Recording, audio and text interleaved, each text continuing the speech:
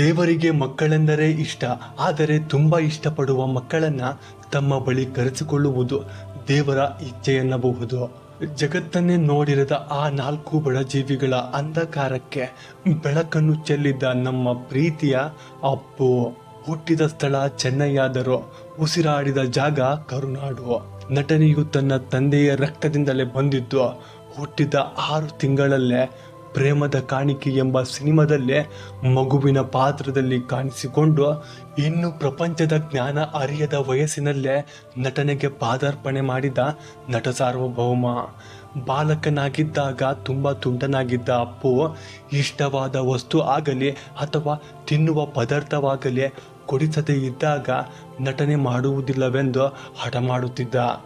10ನೇ ವಯಸ್ಸಿನಲ್ಲೇ ಡ್ಯಾನ್ಸ್ ಮಾಡಲು ಶುರು ಮಾಡಿದ್ದ ಅಪ್ಪು ತನ್ನ ಮನೆಯ ಗೋಡೆಯ ಮೇಲೆ ಮೈಕಲ್ ಜಾಕ್ಸನ್ ಫೋಟೋಗಳನ್ನು ಅಂಟಿಸಿಕೊಂಡು ಅವರಂತೆ ಡ್ಯಾನ್ಸ್ ಮಾಡಲು ಪ್ರಯತ್ನಿಸುತ್ತಿದ್ದ. ಚಿಕ್ಕ ಬಾಲಕನಾಗಿದ್ದಾಗಲೇ 13 ಚಿತ್ರಗಳಲ್ಲಿ ನಟಿಸಿ ಇಡೀ ಕನ್ನಡ ಚಿತ್ರರಂಗದಲ್ಲಿಯೇ ತುಂಬ ಹತ್ತಿರವಾಗಿ ಎಲ್ಲರ ಪ್ರೀತಿ ಮತ್ತು ಅಭಿಮಾನವನ್ನು ಗಳಿಸಿಕೊಂಡಿದ್ದ.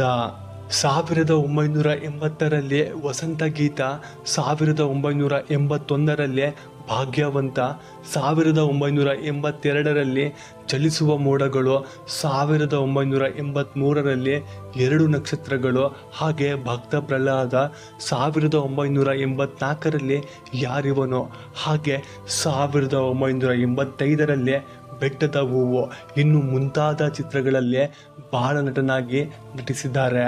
ಬೆಟ್ಟದ ಹೂವು ಚಿತ್ರದ ರಾಮು ಪಾತ್ರಕ್ಕೆ ರಾಷ್ಟ್ರೀಯ ಚಲನಚಿತ್ರ ಪ್ರಶಸ್ತಿ ಪಡೆದುಕೊಂಡು ಕನ್ನಡ ಚಿತ್ರರಂಗಕ್ಕೆ ಹೆಮ್ಮೆ ತಂದುಕೊಟ್ಟಿದ್ದ.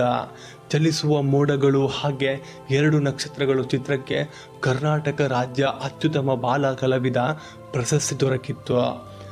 ನಂತರ ಪುನೀತ್ ರಾಜ್ಕುಮಾರ್ ಅವರು ಶಿಕ್ಷಣವನ್ನು ಮುಂದುವರೆಸಲು ನಟನೆಗೆ ಸ್ವಲ್ಪ ದಿನ ವಿರಾಮವನ್ನು ನೀಡಿ ಹೋಗುತ್ತಾರೆ. 1989ರಲ್ಲಿ ಕಂಡ ಪರಶುರಾಮ ಚಿತ್ರದಲ್ಲಿ ನಟನೆಯನ್ನ ಮಾಡಿ ನಂತರ ಚಿತ್ರರಂಗದಲ್ಲಿ ಅಷ್ಟೊಂದು ಆಸಕ್ತಿ ಇಲ್ಲದ್ದರಿಂದ ಸಿನಿಮಾ ರಂಗದಲ್ಲಿ ದೂರ ಉಳಿಯಬೇಕೆಂದು ಪ್ರಯತ್ನಿಸುತ್ತಾರೆ. ಸಿನಿಮಾ ರಂಗವನ್ನು ಬಿಟ್ಟು ಬೇರೆ ಏನಾದರೂ ಬಿಸ್ನೆಸ್ ಮಾಡಬೇಕೆಂದು, ಸ್ವಂತ ಕಾಲಿನಲ್ಲಿ ನಿಲ್ಲಬೇಕೆಂದು ಹಠದಿಂದ ಮೊದಲು ಸ್ಟಾಕ್ ಬ್ರೋಕರ್ ಆಗಿ ಕೆಲಸ ಮಾಡುತ್ತಾರೆ. ಇನ್ನು ಹಲವು ತರಹದ ಬಿಸ್ನೆಸ್ಗಳಿಗೆ ಕೈ ಹಾಕಿದ್ದರು. ಆದರೆ ಅಷ್ಟೊಂದು ಲಾಭದಾಯಕ ಇಲ್ಲದಿದ್ದರಿಂದ ಗ್ರಾನೈಟ್ ಬಿಸ್ನೆಸ್ನನ್ನು ಶುರು ಮಾಡುತ್ತಾರೆ. ಮೊದಲು ಲಾಭವಿದ್ದರೂ ಕೊನೆಯಲ್ಲಿ ಇನ್ವೆಸ್ಟ್ ಮಾಡಿದ್ದ ಹಣವು ಸಹ ಖಾಲಿಯಾಗಿಬಿಟ್ಟಿತ್ತು. ತುಂಬ ಲಾಸಲ್ಲಿ ಮುಳುಗಿದ್ದರು. ಆ ಸಮಯದಲ್ಲಿ ಡಾಕ್ಟರ್ ರಾಜ್ಕುಮಾರ್ ಅವರು ಅಪಹರಣವಾಗಿತ್ತು. ಕಷ್ಟದ ಮೇಲೆ ಕಷ್ಟ ಬಂದು ಬಿಟ್ಟಿತ್ತು.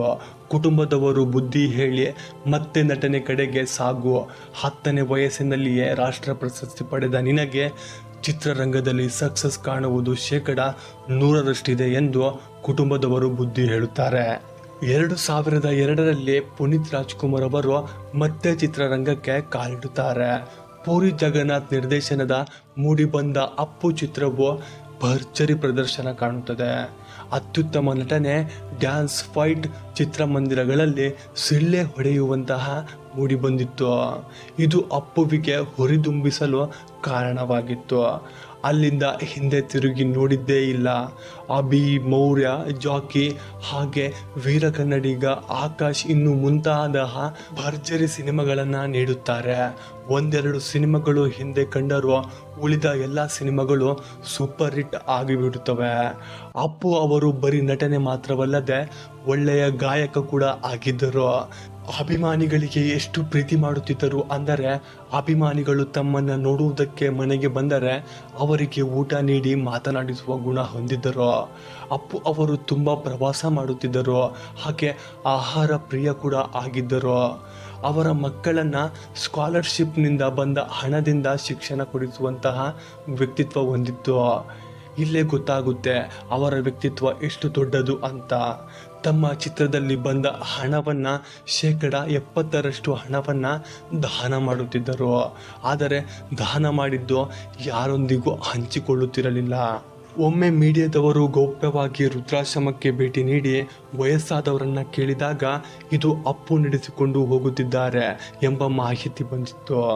ಒಂದು ಕೈಯಲ್ಲಿ ಮಾಡಿದ್ದನ್ನು ಇನ್ನೊಂದು ಕೈಯಿಗೆ ಗೊತ್ತಾಗಬಾರದು ಎಂಬ ಉದಾಹರಣೆ ನಮ್ಮ ಅಪ್ಪು ಅವರದಾಗಿದೆ. ವರದಿಗಳ ಪ್ರಕಾರ 45 ಉಚಿತ ಶಾಲೆಗಳು, 26 ಅನಾಥಾಶ್ರಮಗಳು, 16 ವೃದ್ಧಾಶ್ರಮಗಳು, 19 ಗೋಶಾಲೆಗಳು ಹಾಗೆ ಸುಮಾರು 1800 ಮಕ್ಕಳ ವಿದ್ಯಾಭ್ಯಾಸವನ್ನು ನೋಡಿಕೊಳ್ಳುತ್ತಿದ್ದರು.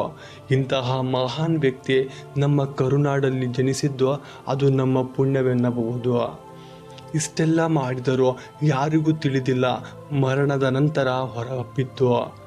ಅಕ್ಟೋಬರ್ 29, 2021ರಂದು ವ್ಯಾಯಾಮ ಮಾಡುತ್ತಿರುವ ಸಮಯದಲ್ಲಿ ಉಸಿರಾಟದ ಸಮಸ್ಯೆ ಮತ್ತು ಹೃದಯದ ನೋವಿನಿಂದ ಬಳಲುತ್ತಿರುವುದನ್ನು ಕಂಡು ವಿಕ್ರಮ್ ಆಸ್ಪತ್ರೆಯಲ್ಲಿ ಅಡ್ಮಿಟ್ ಮಾಡಿದ್ದರು. ಮಧ್ಯಾಹ್ನ 2:30 ಸುಮಾರಿಗೆ ಹೃದಯ ಅಪಘಾತದಿಂದ ಸಾವನ್ನಪ್ಪುತ್ತಾರೆ. ಆ ದಿನ ಇಡೀ ಕರ್ನಾಟಕಕ್ಕೆ ಕರಾಳ ದಿನವಾಗಿತ್ತು. ಪ್ರತಿಯೊಬ್ಬರೂ ಕಣ್ಣೀರಿಟ್ಟುತ್ತಾರೆ. ಇಂತಹ ಪರಮಾತ್ಮ ಪ್ರತಿ ಮನೆ ಮಗ ಕಳೆದುಕೊಂಡಂತೆ ಪ್ರಾಸವಾಗಿತ್ತು. ಅಪ್ಪು ಅವರ 2 ಕಣ್ಣುಗಳು 4 ಜನರು ಜಗತ್ತು ನೋಡುವಂತೆ ಮಾಡಿತ್ತು. ನಿಜಕ್ಕೂ ಇಂದಿಗೂ ಸಹ ಅವರ ನೆನಪು ಕಾಡುತ್ತಾ ಇರುತ್ತದೆ. ಅಪ್ಪುವಿನ ಕೊನೆಯ ದರ್ಶನಕ್ಕೆ ಕೋಟ್ಯಾಂತರ ಅಭಿಮಾನಿಗಳು ದರ್ಶನ ಪಡೆಯಲು ಬಂದಿದ್ದರು.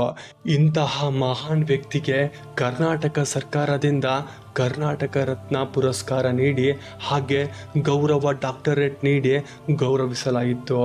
ಇವರ ಸಾಧನೆ ಅಜರಾಮರವಾಗಿತ್ತು. ಇವರ ವ್ಯಕ್ತಿತ್ವವನ್ನು ನಾವು ಸಹ ಪಾಲಿಸಿಕೊಂಡು ಹೋಗೋಣ ಸ್ನೇಹಿತರೆ. ಹಾಗೆ ಈ ವಿಡಿಯೋ ಇಷ್ಟ ಆಗಿದ್ದರೆ ಸಬ್ಸ್ಕ್ರೈಬರ್ ಮಾಡಿ. Thank you.